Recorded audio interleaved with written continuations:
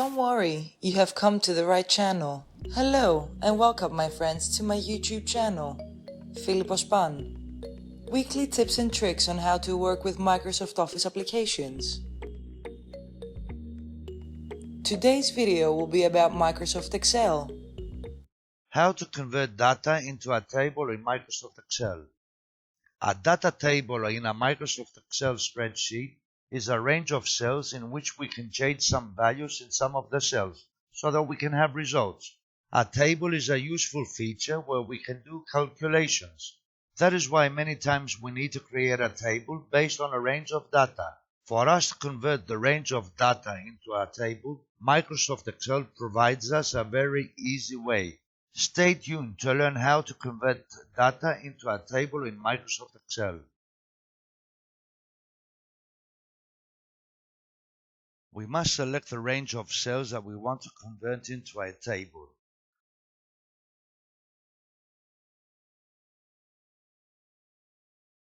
Once the range of cells is selected, we must select the Insert tab and locate the area named Tables.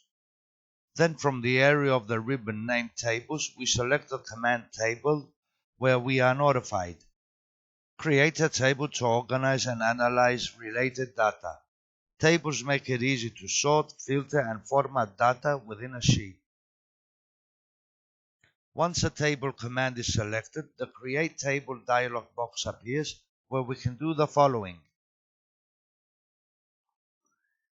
If we haven't selected the range of cells from the beginning, we can do it in this dialog box. We are notified. Where is the data for your table? We can either enter the cells range or activate the arrow button at the right and then select the cells range.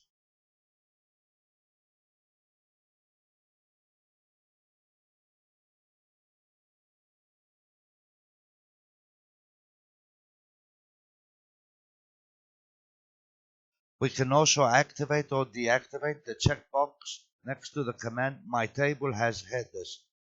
Finally, we press the OK button. That is it. The range of cells has been converted into a table. We can see the headers of the table and we notice that the Table Design tab has been activated just in case we need to do any more formatting on the table. As mentioned, when we format our range of cells as a table, it becomes easier for reading and for better usability.